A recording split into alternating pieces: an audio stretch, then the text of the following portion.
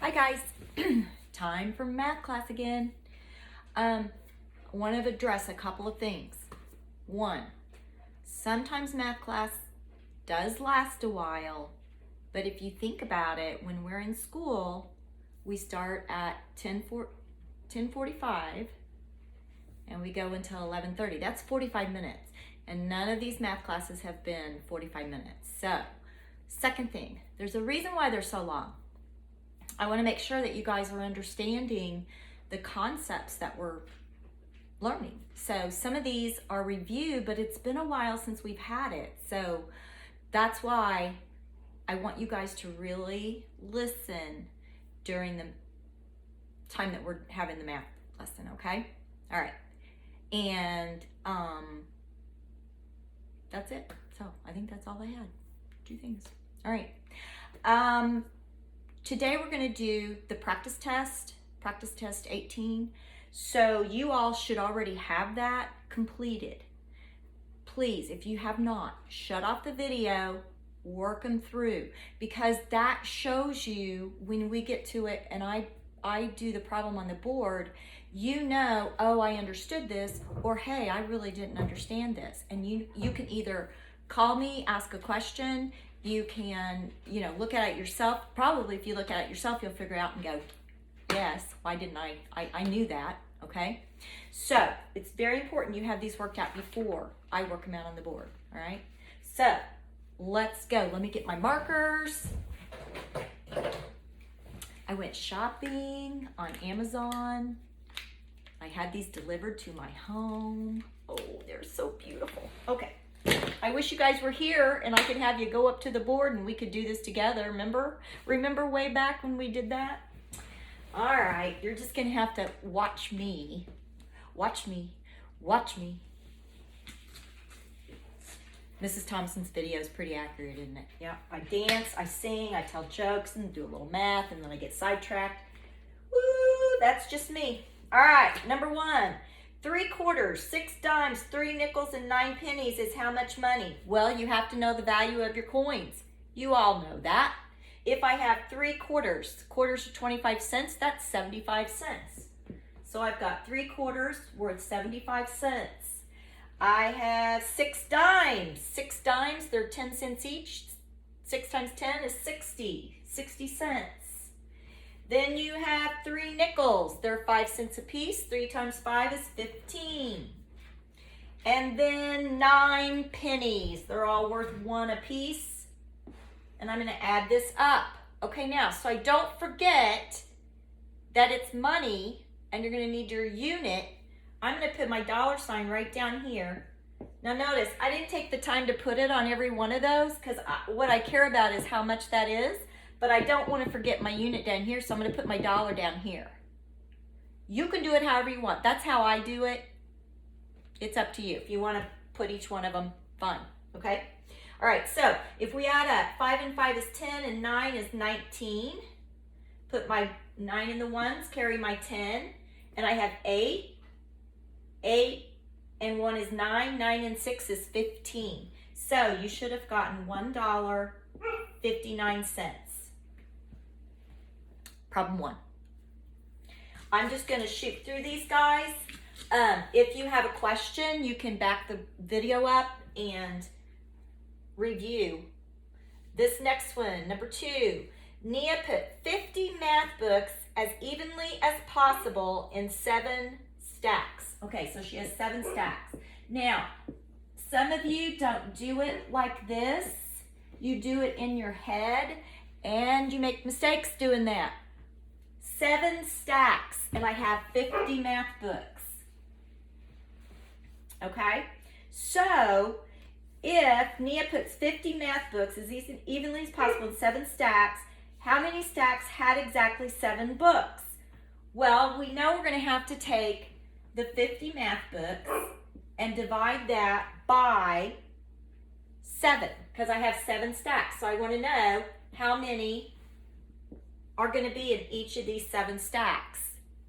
My 50, okay? So 7 will go into 50. 5 it won't go into, but 50, we can do 49. 7 times 7 is 49. So I can put that up there, and I have a remainder of 1.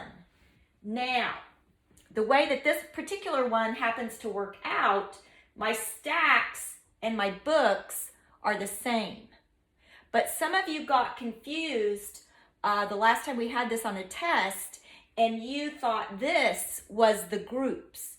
Your divisor over here is the groups. So this is always going to be how many groups you have. So when it asked you on A, how many stacks had exactly 7 books, it's going to be how many of these, how many out of the divisor. Now, if you're not paying attention, I'm telling you, you will have a problem just like this tomorrow on your test. So some of you are going to come up here and use that. This is what goes in the group. This is how many groups you have, your divisor, okay? So how many are going to have exactly 7? If we have a remainder of 1, that means this is one of them is going to have +1. So we're going to have 1, 2, 3, 4, 5, 6. 6 stacks will have exactly 7. And then B, how many stacks had 8 books? 1, because we only had a remainder of 1. Now, what if this was a remainder of 2? Let's pretend. Then we'd have 1 here, 1 here. You don't put them all in 1 because you want them as even as possible, okay? It would be the same way if, like in the classroom, if we wanted pairs of 2 and we have an extra one, we would have one group would have 3 instead of 2, and that's happened in your classroom, okay? All right,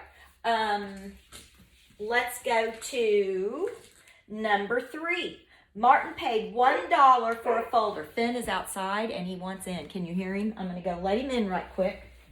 Bear with me. A little action, a little Mrs. Thomason video.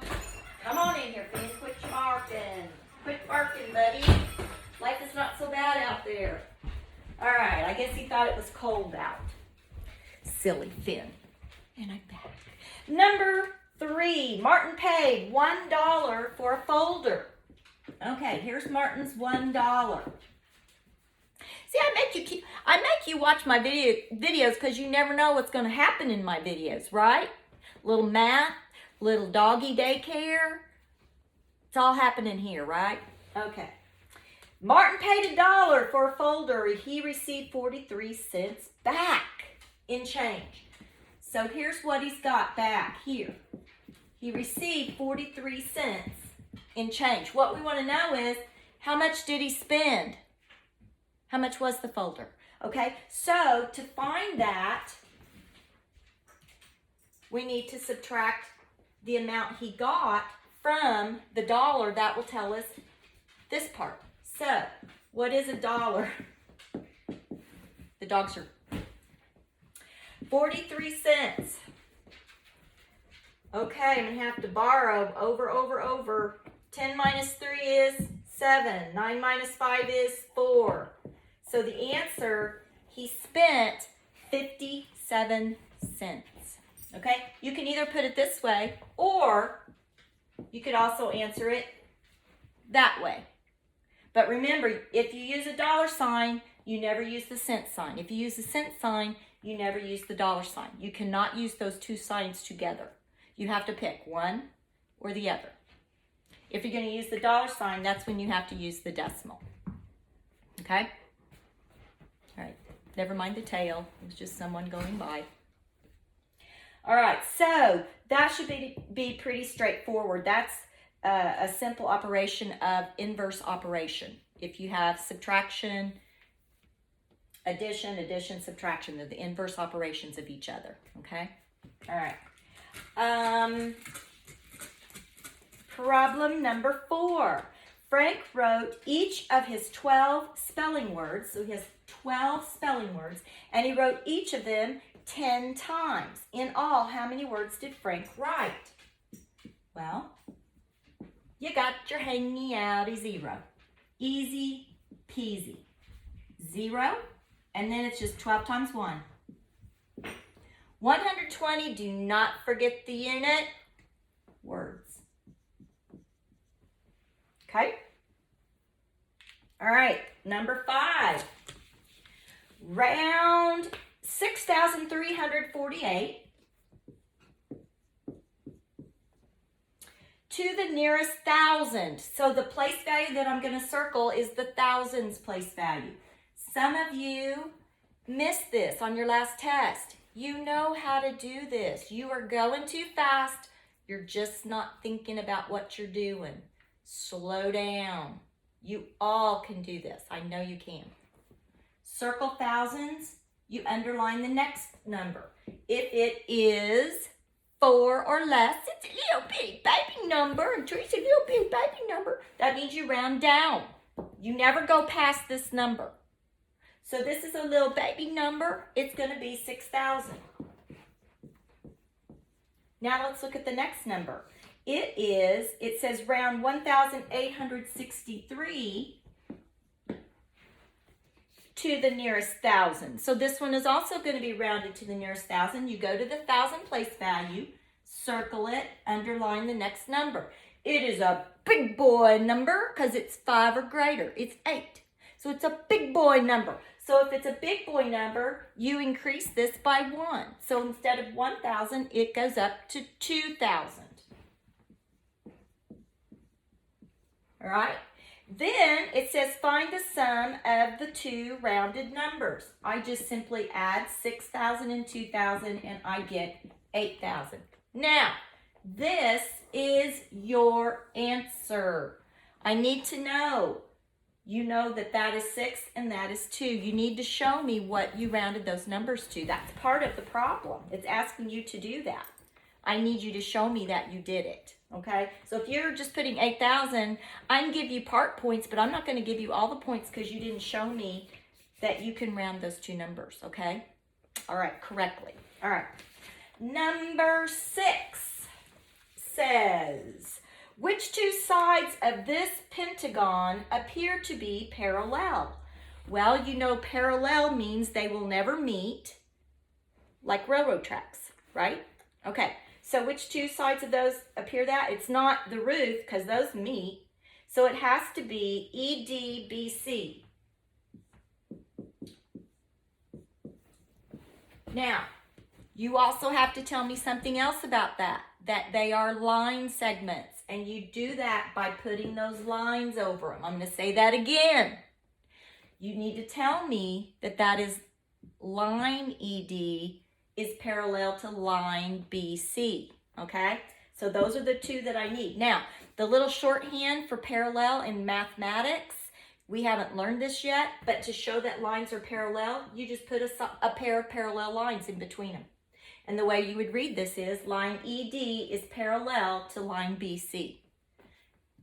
I don't care if you use that or not, that you'll get to that in geometry when you have geometry in 8th grade, but that is how you do it, okay? I care about this part, ED and BC, and that you have it annotated correctly, that they are lines. Now, can you put DE and CB? Of course, it's the exact same thing, okay? You're naming the same lines. All right. Onward ho, number 7. And it is draw a pentagon congruent to the pentagon in problem 6. So it should look exactly like it should be basically the same size, right? And then it wants you to draw its line of symmetry. Its line of symmetry means if I folded it over on top of itself, you wouldn't see anything. It would be the exact reflection of the other side, okay? There's your line of symmetry. Number 8.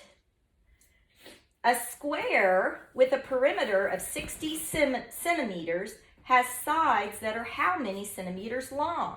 Okay, so a square, I know they're going to have all the same length. And it's 60 centimeters. So a square has how many sides? 1, 2, 3, 4. What is 60 divided by 4? 6 divided by 4 will go in one time. 4 times 1 is 4. 6 minus 4 is 2. Bring down my 0. 20 divided by 4 is 5.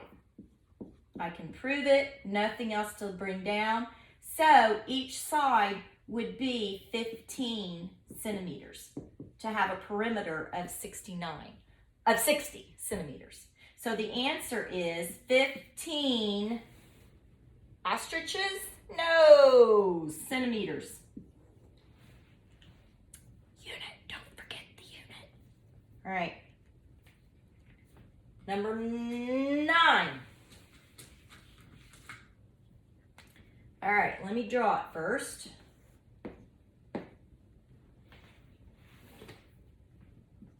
And we've got A, and we've got B, and C, and D down here. All right. All right, now, segment AB is 19 millimeters from here to here. And BC is 17 millimeters. And AD, from here all the way to here, is 64 millimeters. So it wants to know, the problem that we are going to solve is it wants to know, what is this? We don't know what that length is. So the way we're going to do that is we're going to take the total length, 64, and we're going to subtract what we do know, and it'll give us the length that we don't know. So we can add these two together before we subtract if we want to. Okay, 19 and 17, 9 and 7 is 16, 1 and 1 and 1 is 3. So we've got 36 is the total of this part. So let's subtract 36 from 64. Okay, we're going to have to borrow because I can't take 6 from 4, so I'll borrow from the tens. And that leaves me with 14 minus 6, and 14 minus 6 is 8, and 5 minus 3 is 2. So the length of CB is 28 millimeters.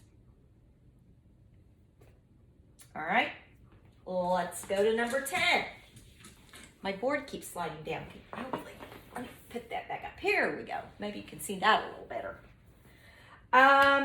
Draw and shade circles to show that 1.5 equals 3 halves. Okay.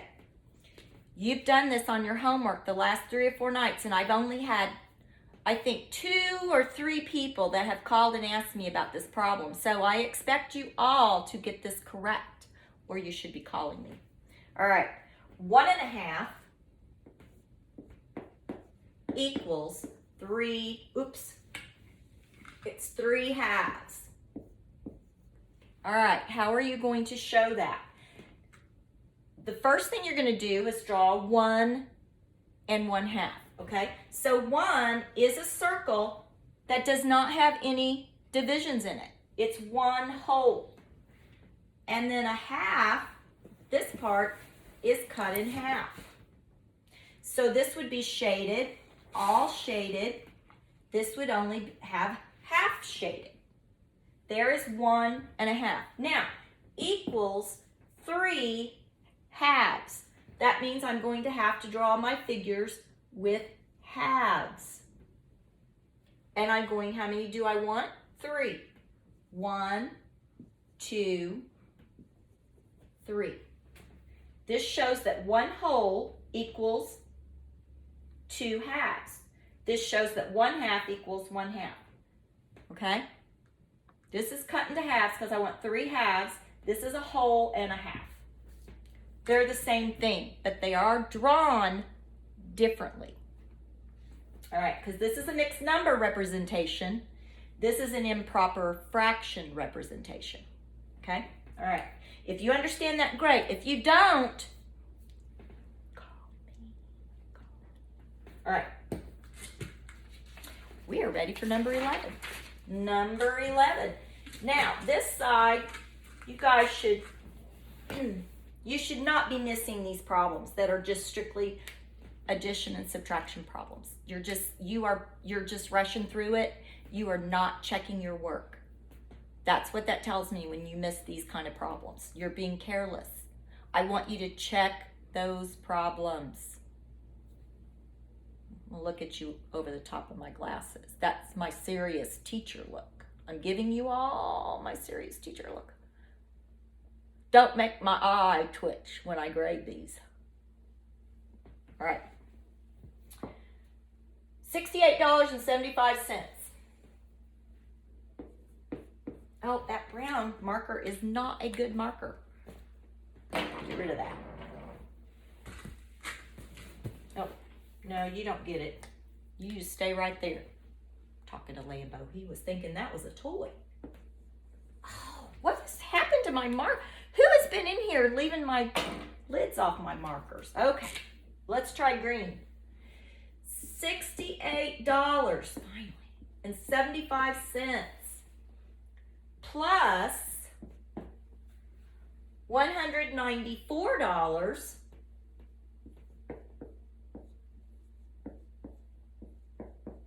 and 75 cents. All right, what are we going to get here? 5 plus 5 is 10. 7 plus 7 is 14. Carry my 1 is 15.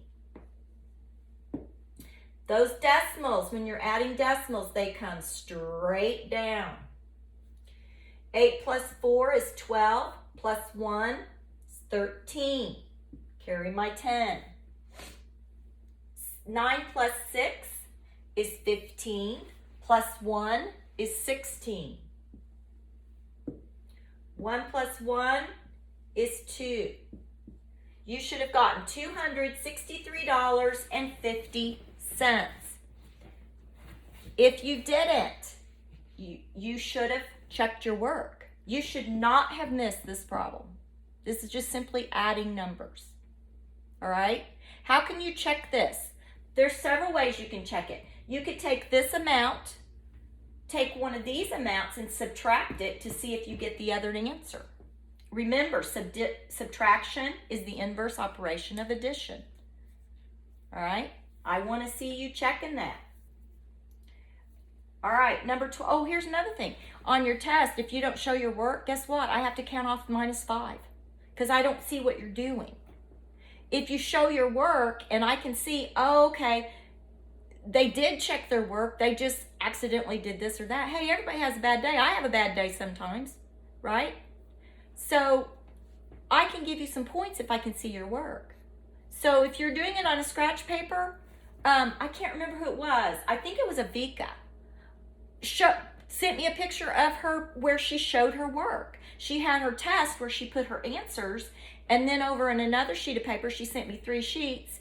She showed me where she'd worked out all the problems, and I was able to give her partial credit maybe on the one problem that she missed. I think she only missed one. So I didn't count off 5 for it, okay? All right, let's do problem number 12. Number 12. Let's see. I worked through mine and now I can't read it. I think it says 29,268. 29,268 minus, this is a subtraction. Pay attention. Is it a subtraction or an addition problem? That you guys, sometimes you're adding and it's supposed to be subtraction. That's just not paying attention. That has nothing to do with your mathematical ability. I want to know what about your mathematical ability, all right? All right, let's do this. I have to borrow from the tens, so 8 becomes 18. 18 minus 9 is 9. 5 minus 1, 4. All right, I cannot take 8 from 2, so I'm going to have to borrow. What is 12 minus 8? 4. I cannot take 9 from 8, so I'm going to have to borrow. 18 minus 9, 9. 1 minus nothing, 1. So your answer should be 19,449. All right? How do you know that that's correct? You can check your work. John Robert is always really good about checking his work. I always see him. He'll do a problem like this, and then he'll go, okay, well, if this is true, then if I add these two numbers together, remember in a subtraction problem, if you add up, this and this should equal this, right? Check your work.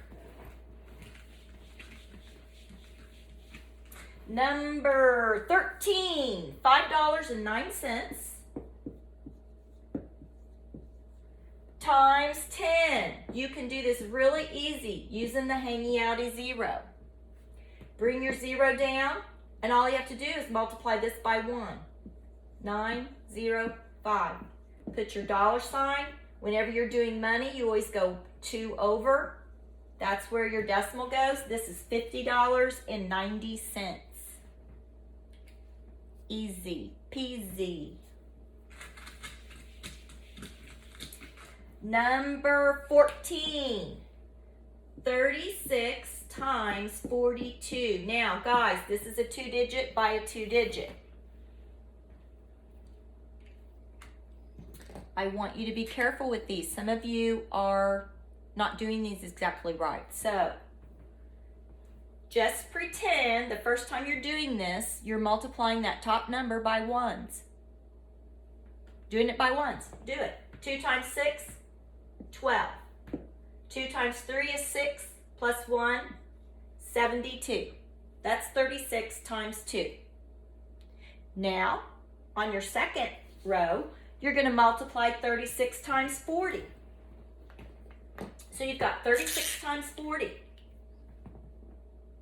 So 40, you've got the hanging down a 0. Put it down right there. Then you're just going to multiply. 4 times 6 is 24. 4 times 3 is 12, plus 2, 14. Then all you do is add it together. 2, 11, 5, 1. 1,512. If you did not get this, you might need to watch the video, rewind it, work it, rewind the video. Make sure you understand how to work these. If not,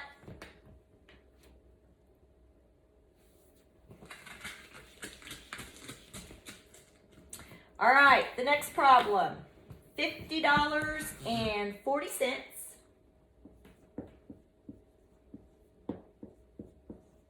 divided by 8.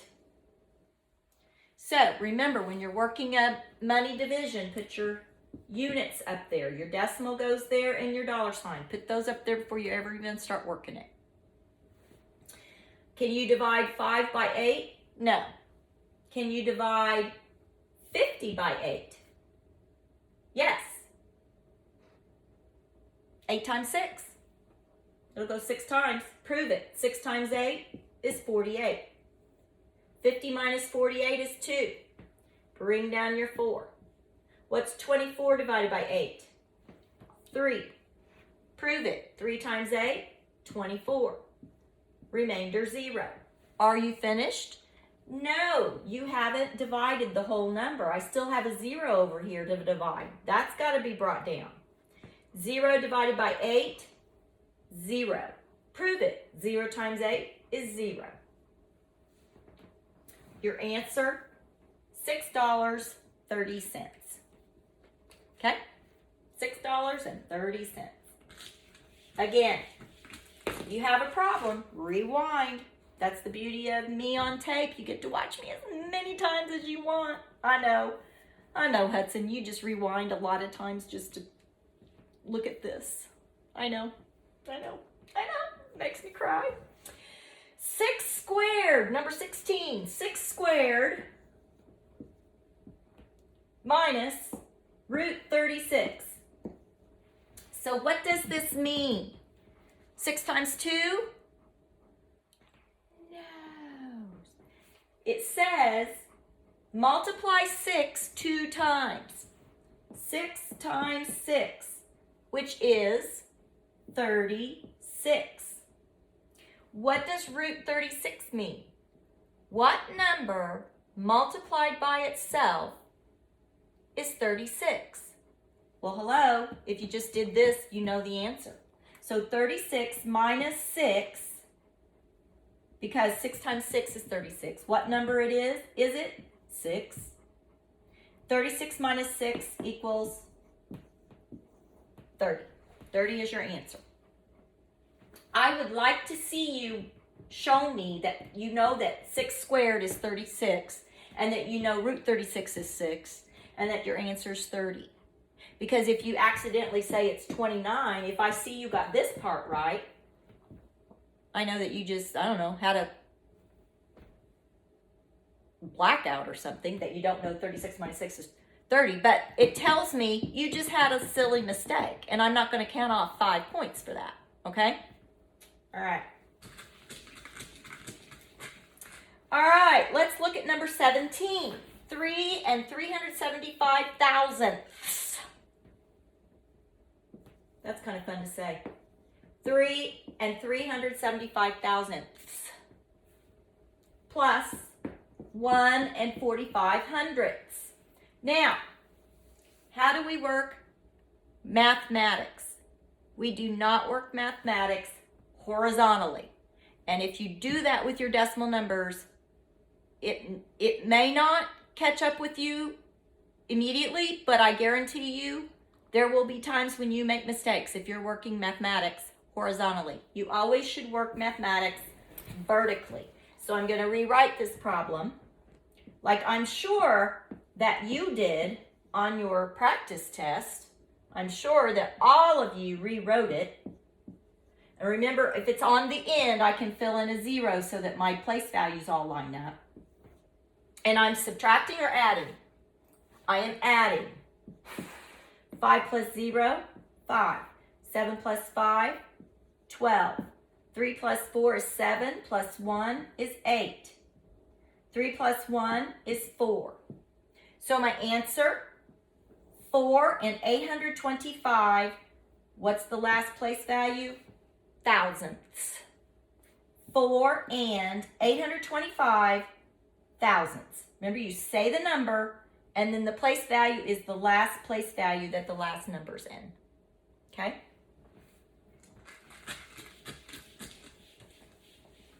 All right, number 18 is 800 times 30. Oh, this one's fun because look at all those ending zeros. We've got 1, 2, 3. Ooh, this is going to be fun. 800 times 30. So I can just bring those all down. They're all at the end. 1, 2, 3. And that leaves me with just 3 times 8, 24. Boom. Done. 24,000.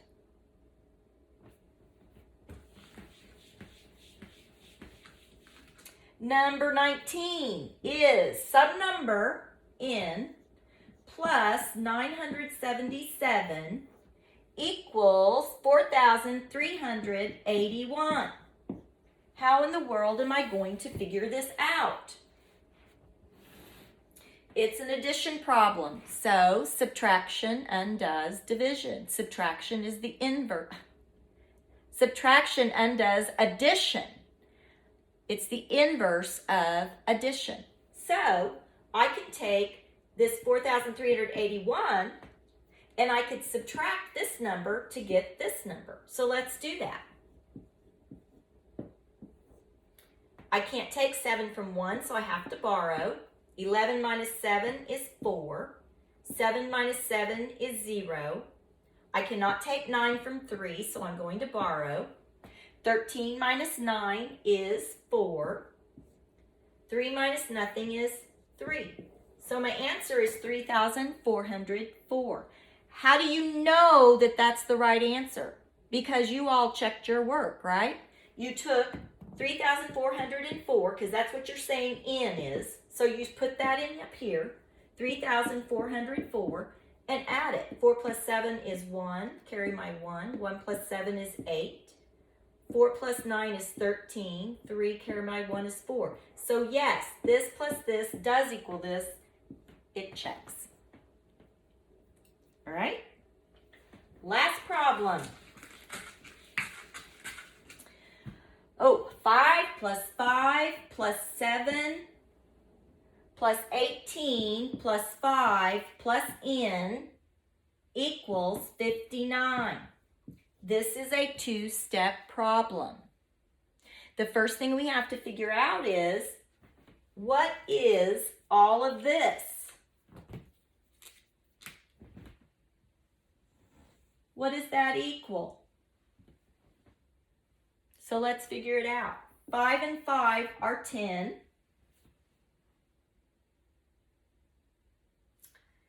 And then we've got, okay, so I've done 5 and 5. I'm going to put 18 over here and get 28. I'll put my 7 over here and get 35. And then I'll add the 5 in, and I got 40. All of that adds up to 40. So what I can do is, what plus 40 equals 59? I can just take my 59, subtract 40, and I get 19. So it's two steps. You find out what all of this is. Then for the second step, you have to find out, what can I add to this number to get 59? And that's my second step. All right? That's your test review. Your test will be tomorrow. If you do not understand one of these problems, call me. Let me help you. All right? See you tomorrow for the test. Well, I won't see you tomorrow for the test. You'll just take it and give it to me. So I'll see you in 2 days. See you Wednesday.